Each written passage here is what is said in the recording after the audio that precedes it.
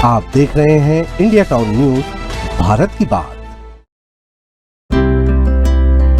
वर्दी में कानून की जिम्मेदारी और मंच पर छत्तीसगढ़ की संस्कृति की पहचान।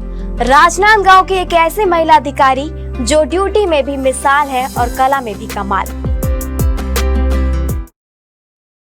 नमस्कार, आप देख रहे हैं इंडिया टाउन न्यूज और मैं हूं आपके साथ हर्षिता।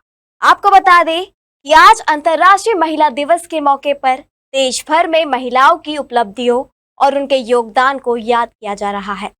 राजनांदगांव में भी एक ऐसी महिला शख्सियत है जिन्होंने अपने काम और कला दोनों से समाज में एक अलग पहचान बनाई है। हम बात कर रहे हैं रेलवे सुरक्षा बल यानी आरपीएफ में निरीक्षक के पद पर कार्यरत श्रीमती तरुणा साहू जी की, जो एक तरफ रेलवे सुरक्षा की जिम्मेदारी निभा रही है तो दूसरी तरफ छत्तीसगढ़ की प्रसिद्ध लोक कला पंडवानी को देश भर में पहचान दिला रही है।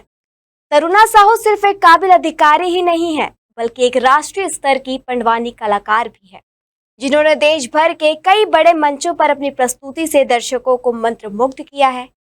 वर्दी और कला दोनों क्षेत्रों में अपनी पहचान बनाने वाली तरुणा साहू आज समाज के लिए प्रेरणा का प्रतीक बन चुकी है। देखिए हमारी एक खास रिपोर्ट।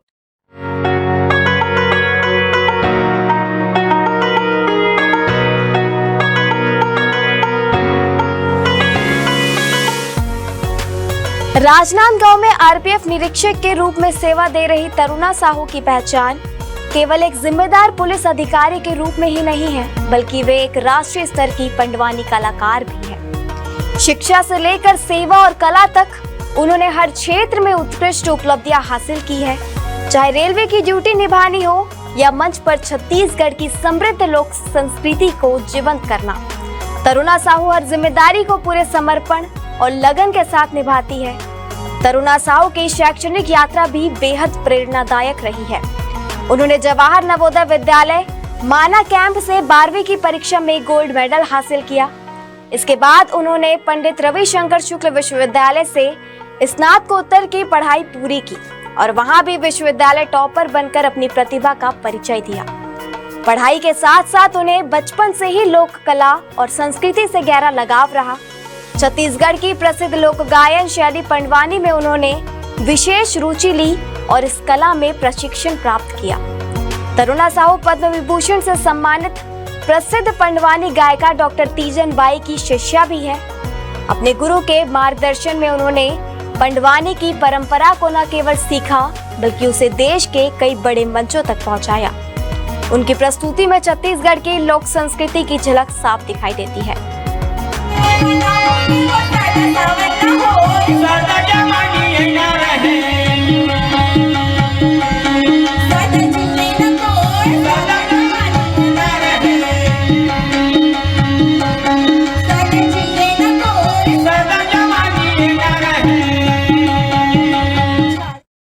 आपको बता दें कि देश के कई प्रतिष्ठित सांस्कृतिक कार्यक्रमों में तरुणा साहू अपनी पंडवानी प्रस्तुति दे चुकी है। वर्ष 2024 में अयोध्या में आयोजित रामलला प्राण प्रतिष्ठा समारोह के अवसर पर भी उन्होंने पंडवानी की प्रस्तुति देकर छत्तीसगढ़ की लोक संस्कृति को राष्ट्रीय मंच पर प्रस्तुत किया। उनकी कला और उपलब्धियों को देखते हुए उन्हें शक्ति सम्मान से भी नवाजा गया, जो उन्हें अभिनेत्री शिल्पा शेट्टी के हाथों प्राप्त हुआ। लेकिन तरुणा साहू की पहचान केवल एक कलाकार के रूप में ही नहीं है, वे एक जिम्मेदार और संवेदनशील अधिकारी भी है। रेलवे सुरक्षा बल में अपनी सेवा के दौरान उन्होंने कई सराहनीय कार्य किए हैं। ड्यूटी के दौरान उन्होंने अब तक 100 से अधिक बिछड़े और लापता बच्चों को उनके परिवारों से मिलाने का महत्वपूर्ण कार्य किया है। ये उपलब्धि न केवल उनकी कर्तव्य निष्ठा को दर्शाती है, बल्कि उनके मानवीय संवेदनशीलता और समाज के प्रति समर्पण को भी उजागर करती है।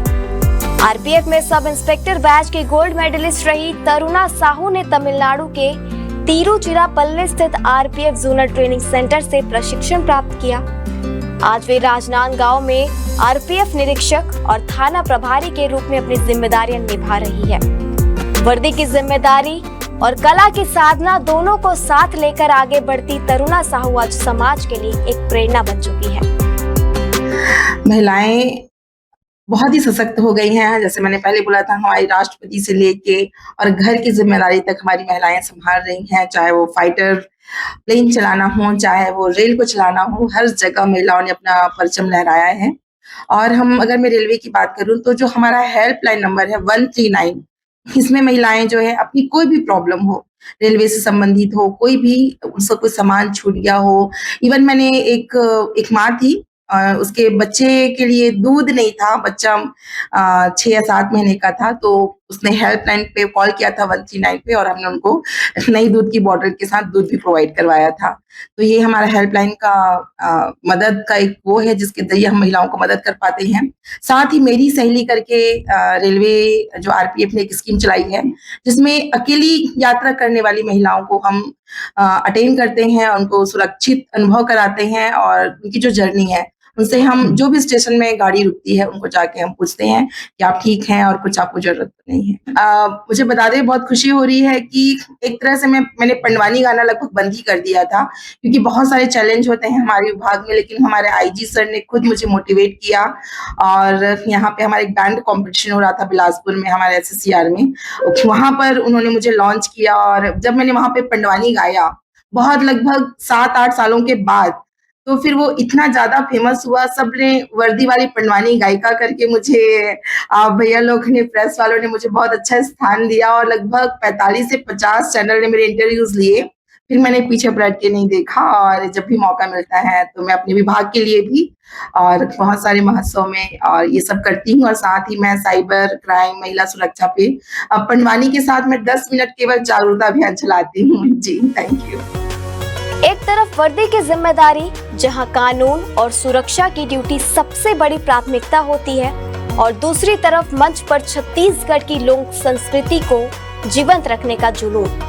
राजनांदगांव की आरपीएफ निरीक्षक श्रीमती तरुणा साहू की कहानी इसी अनोखे संतुलन की मिसाल है। दिन में एक जिम्मेदार अधिकारी के रूप में रेलवे यात्रियों की सुरक्षा की जिम्मेदारी निभाना, और जब मौका मिले तो पंडवानी की स्वर लहरियों के जरिए छत्तीसगढ़ की संस्कृति को देश भर के मंचों तक पहुंचाना।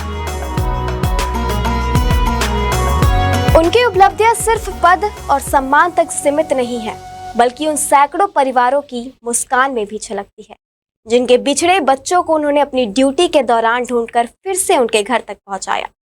अंतर्राष्ट्रीय महिला दिवस के इस अवसर पर तरुणा साहू जैसी महिलाएं यह साबित करती है कि अगर हौसले मजबूत हो तो वर्दी की जिम्मेदारी और संस्कृति की विरासत दोनों को साथ लेकर आगे बढ़ा जा सकता है। राजनांदगांव की यह बेटी आज सिर्फ एक अधिकारी या कलाकार नहीं, बल्कि नई पीढ़ी के लिए प्रेरणा बन चुकी है, और यही संदेश अंतर्राष्ट्रीय महिला दिवस का भी है, जब महिलाएं अपने सपनों और जिम्मेदारियों को पूरे आत्मविश्वास के साथ निभाती है, तो वे समाज में बदलाव की सबसे मजबूत आवाज बन जाती है। आज की हमारी महिला दिवस की इस खास रिपोर्ट में फिलहाल इतना ही। मुझे दीजिए इजाजत, और आप देखते रहिए इंडिया टाउन न्यूज, भारत की बात। नमस्कार। आप देख रहे हैं इंडिया टाउन न्यूज, भारत की बात।